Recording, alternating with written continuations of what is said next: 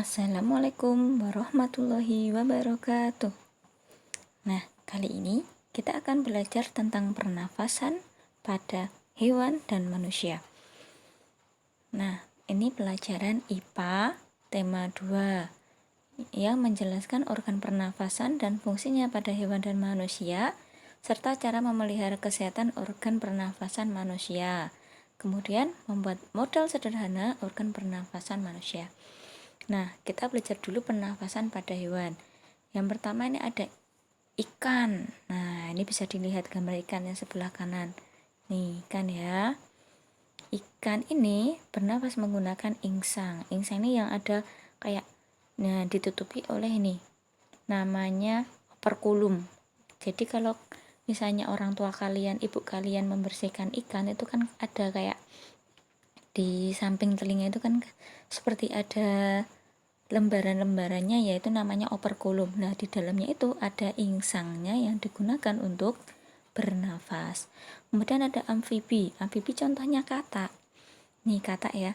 Katak melalui dua fase, yaitu fase ketika menjadi berudu atau kecebong, itu bernafas menggunakan insang. Nah, nanti lama-kelamaan ketika dia sudah dewasa, menjadi katak dewasa, dia akan bernafas menggunakan paru-paru dan kulitnya. Makanya biasanya katak itu kulitnya berlendir karena itu fungsinya untuk bernafas juga. Mengikat oksigen dalam air. Nah, seperti yang kita tahu ya, oksigen itu kalau bahasa kimianya itu kan HO2, hidrogen dan oksigen. Nah, makanya air itu mengandung oksigen sehingga ikan, katak, cacing itu bisa bernafas. Seperti itu ya. Jadi jangan bingung, loh ikan kok bisa bernafas di air? Iya, karena dalam air itu mengandung oksigen. Air itu terdiri dari hidrogen dan oksigen. Seperti itu ya. Nah, lanjut nih cacing, permukaan kulitnya seperti yang Bu Neti bilang tadi bahwa cacing ini juga kulitnya berlendir. Fungsinya apa? Nah, ini untuk bernafas juga. Bisa dilihat bagian-bagiannya ya. Nih. Ada sistem sarafnya, pangkal tenggoroknya dan sebagainya. Kemudian ada reptil. Reptil contohnya di sini Bu Neti contohkan kura-kura. Ini menggunakan paru-paru. Nah, punya trakea juga sama, tapi yang digunakan adalah paru-paru. Begitu juga dengan mamalia. Mamalia itu menggunakan paru-paru juga. Kemudian aves atau burung-burungan, unggas itu bernafas menggunakan paru-paru ketika di darat dan pundi-pundi udara ketika terbang. Nah, jadi ada dua macam ya, burung itu ada mempunyai dua pernafasan. Paru-paru ketika dia tidak terbang dan pundi-pundi udara ketika terbang. Bisa dilihat di gambarnya. Kemudian belalang atau serangga atau insekta itu menggunakan trakea. Bisa dilihat di gambarnya, dipelajari, dilihat ya, kelihatan di situ. Selanjutnya, nah sekarang belajar pernafasan pada manusia. Nah, ini sudah Bu Neti tampilkan gambar saluran pernafasan manusia dari awal urutan-urutannya. Nah, yang pertama ada rongga hidung dan rongga mulut. Nah, ini manusia ini bisa bernafas dari hidung maupun dari mulut. Tapi kita biasanya dalam keadaan normal kita bernafas menggunakan hidung. Dan lebih baik bernafas menggunakan hidung. Kenapa?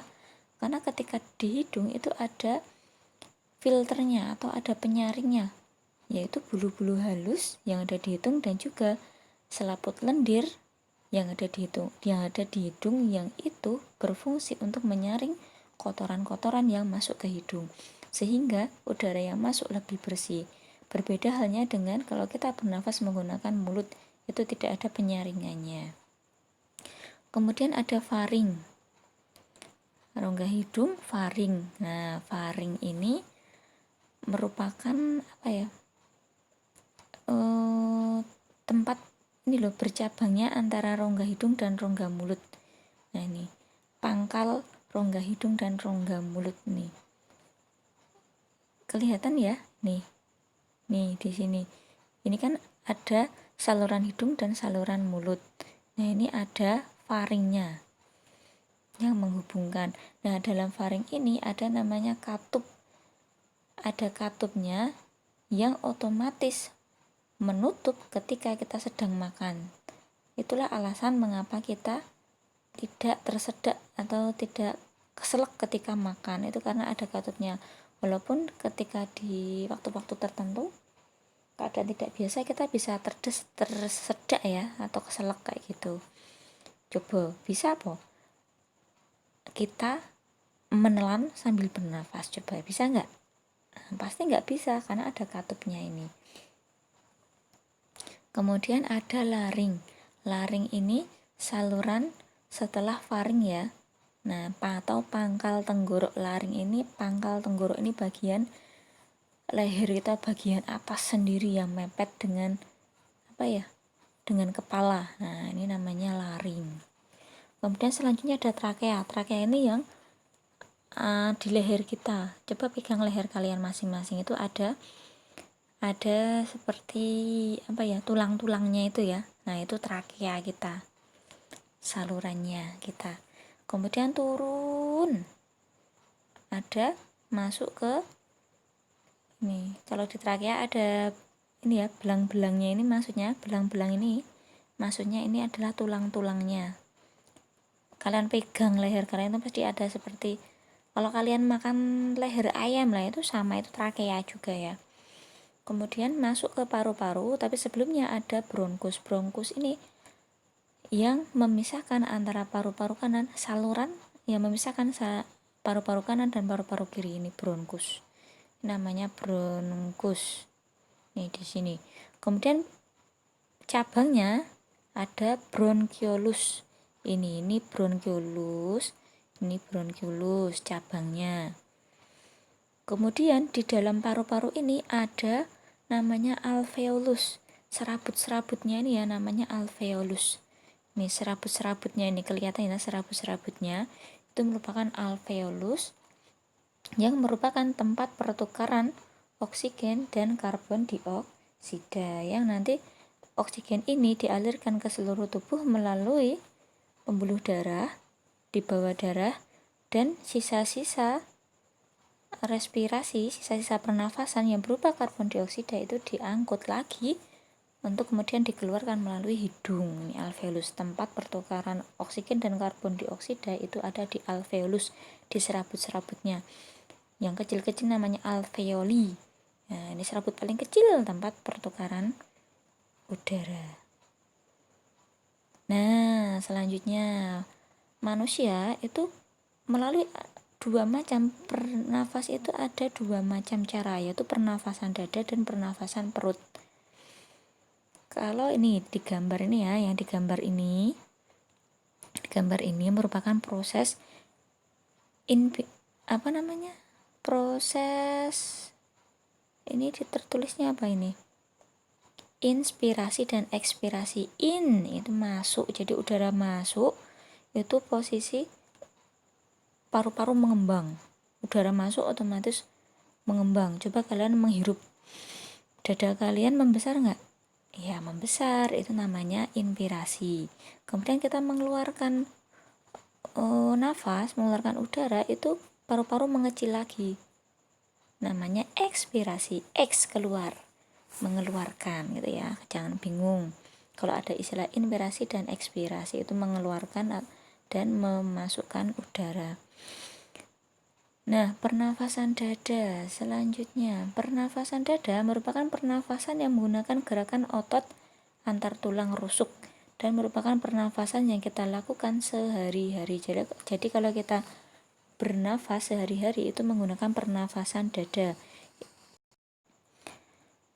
Selanjutnya ada pernafasan perut, merupakan pernafasan yang menggunakan otot-otot diafragma yang banyak dipakai penyanyi agar tidak terengah-engah. Nah, ini yang digambar ini, kelihatan ya. kembang kempis diafragma asalnya melengkung. Asalnya itu melengkung. Nah, ketika udara masuk, diafragma menjadi datar. Nah, kalau kita mengeluarkan nafas, diafragma dia akan kembali ke posisi semula melengkung, gitu ya. Diafragma itu apa sih, Bu? Diafragma itu selaput tipis yang terletak di antara rongga dada dan rongga perut yang membatasi antara dada dan perut, namanya diafragma. Itu selaput tipis seperti itu. Nah, ini yang warnanya merah ini namanya diafragma. Selanjutnya kita belajar gangguan pada sistem organ pernafasan manusia. Banyak faktor yang menyebabkan gangguan pada organ pernafasan manusia. Bisa karena faktor fisik, bisa karena kelainan dari lahir, misalnya paru-parunya bermasalah ketika lahir memang dari fisiknya. Bisa karena faktor penyakit, misalkan karena penyakit misalnya ada virus atau misalnya ada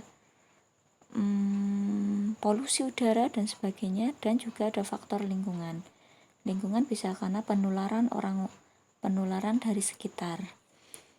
Nah, apa saja nih? Ada asma, mungkin sering ya mendengar asma itu apa? Itu penyumbatan saluran nafas karena alergi. Asma itu sebenarnya karena alergi, bisa alergi dingin, bisa alergi debu dan lain sebagainya. Nah, ini bisa diobati dengan cara apa? Mengetahui dulu asal asma itu dari alergi apa, itu apakah alergi dingin atau alergi debu atau apa. Nah, itu baru bisa diobati setelah tahu penyebabnya. Kemudian ada influenza. Ini Bu Neti pikir semuanya pernah merasakan sakit flu. Nah, ini bisa demam, batuk-batuk dan sebagainya. Ini disebabkan karena virus influenza dan biasanya sembuh sendiri. Dan sampai sekarang itu memang belum ada obat khusus yang bisa mengobati flu. Nah, biasanya hanya mengurangi gejalanya. Misalnya batuk-batuk ini mengurangi batuknya. Tapi untuk menyembuhkan sendiri sampai sekarang belum ada obatnya.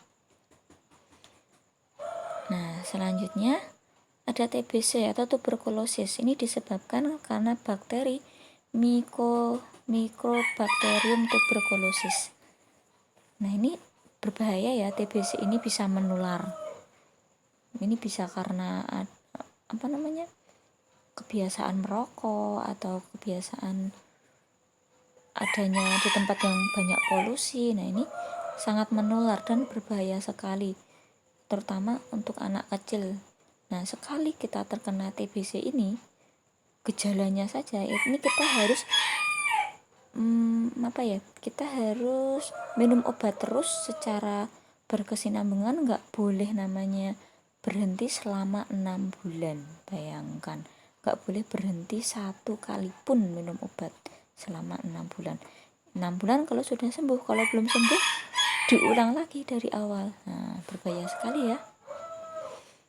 Nah, selanjutnya ada faringitis atau peradangan faring, baik karena bakteri, polusi dan lain-lain. Ini gejalanya bisa nanti batuk-batuk, sesak napas. Nah, kemudian bronkitis, ini infeksi pada bronkus sama. Kebanyakan rata-rata itu ya penyakit atau gangguan pada sistem pernafasan itu sama, entah itu batuk-batuk, entah itu sesak nafas, seperti itu. Jadi misalnya ada gejala seperti itu yang lebih dari 3 hari atau memang sudah merasa udah nggak kuat, sesak nafas, nah itu harus segera diperiksakan. Kemudian ada ISPA atau infeksi saluran pernapasan akut, singkatannya ya. Ini infeksi pada saluran pernafasan karena biasanya ada polusi, misalnya nih ada kebakaran hutan yang sangat parah, atau misalnya ada gunung meletus sehingga hujan abu. Nah, ini bisa menyebabkan ISPA atau infeksi saluran pernafasan akut karena udaranya tidak bersih sehingga kadar oksigen semakin menurun dan banyak kotoran yang masuk ke dalam tubuh. Selanjutnya ada sinusitis, peradangan pada rongga hidung. Ini banyak yang mengalami namanya penyakit sinusitis. Ini biasanya di hidung itu, entah perih hidungnya atau seperti apa. ya harus segera diperiksakan. Nah, ini yang baru heboh sekarang ada COVID-19. Ini termasuk salah satu penyakit pada sistem pernafasan. Bukan penyakit, tapi gangguan. Disebabkan oleh virus SARS-CoV-2. Nah, ini sama, masih satu keluarga dengan flu burung. Nah, itu masih saudara, masih sekeluarga. Flu burung itu pada hewan. Nah, ini kalau sekarang yang COVID-19 ini pada manusia, menyerang manusia. Dulu asalnya konon katanya berasal dari Wuhan, Cina. Virus dari kelelawar, tapi belum tahu juga ini asalnya sebenarnya dari mana. Dan penyebarannya sangat luar biasa cepat ya. Misalnya kalian tidak menggunakan masker, atau misalnya ada yang terkena virus ini dan percikan bernafasnya, percikan lendir dari mulutnya, nah itu kita tanpa sengaja terkena kita dan terhirup kita, nah ini otomatis kita akan terkena.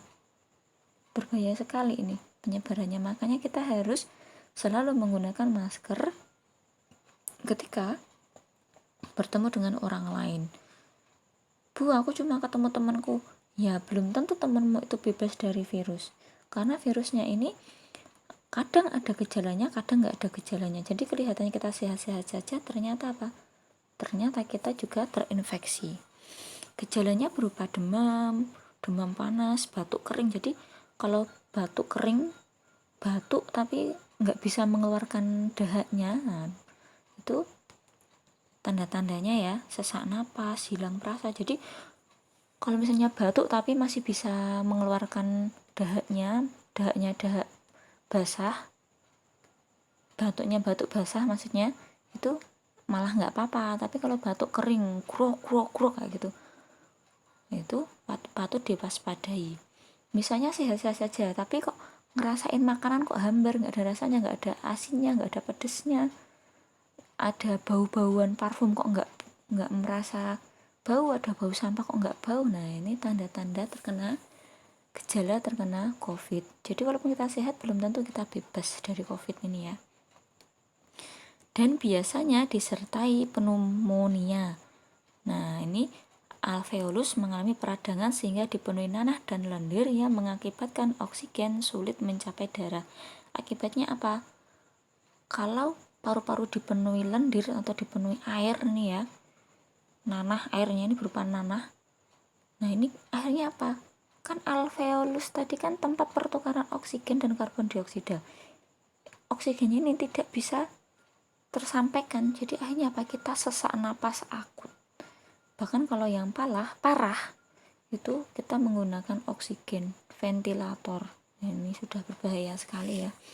Makanya tetap jaga kesehatan, berjemur tiap hari, karena berjemur ini vitamin D, ada vitamin D-nya yang membantu apa? Membantu meningkatkan imunitas tubuh. Banyak makanan-makanan bergizi, minum vitamin C. Nah, itu ya. Walaupun tingkat kesembuhannya sangat tinggi, tapi kita juga patut mewaspadai. Kenapa? Karena kalau kita mempunyai penyakit bawaan itu yang akan sangat berbahaya. Misalnya udah tua atau punya sakit diabetes, atau masuk dari awal sudah punya penyakit di paru-paru, nah itu berbahaya sekali, bisa mengakibatkan kematian. Oke, selanjutnya cara menjaga kesehatan organ pernafasan manusia. Nah, menjaga kesehatan lingkungan sekitar bisa dengan menanam pohon, menjaga kebersihan, jangan membuang sampah sembarangan, karena namanya sampah itu kalau dibiarkan lama-kelamaan akan bau. Dan mencegah ruangan lembab, karena ruangan lembab ini disukai oleh virus dan bakteri. Jadi ventilasi udara harus bagus. Siang-siang jendela itu dibuka, pagi-pagi itu jendela dibuka, jangan dibiarkan tertutup terus-menerus. Selanjutnya, menghindari zat yang merusak organ pernafasan. Dengan cara apa? Tidak merokok, menggunakan masker, mengurangi makanan dan minuman dingin, serta yang mengandung banyak gula dan bahan kimia. Nih ya, yang suka minum es dikurangi. Sekarang jaga kesehatan benar-benar, karena virus COVID ini akan kalah dengan imunitas kita yang bagus. Kalau imun kita bagus, insya Allah kita nggak akan terkena. Walaupun terkena, akan cepat sembuh. Beda halnya dengan imunitasnya yang buruk. Nah, dan jangan lupa kita harus selalu berbahagia. Bahagia itu merupakan obat paling mujarab ya. Selanjutnya, merawat organ pernapasan dengan cara membersihkan hidung. Nah, hidungnya jangan biarkan banyak kotorannya, dan periksa kesehatan ke dokter. Yang terakhir, menjaga kesehatan organ pernafasan, yaitu dengan makan makanan yang bergizi. Ini ya, ada menu makanan gizi seimbang, olahraga secara teratur, istirahat yang cukup. Nah, istirahatnya cukup, jangan kebanyakan main game, jangan kebanyakan begadang. Olahraga secara teratur, walaupun cuma jogging, jalan-jalan pagi, bangun tidur habis subuhan jalan-jalan keliling-keliling rumah, keliling-keliling kampung, nggak masalah, atau bersepeda itu nggak masalah, asalkan rutin. Itu ya.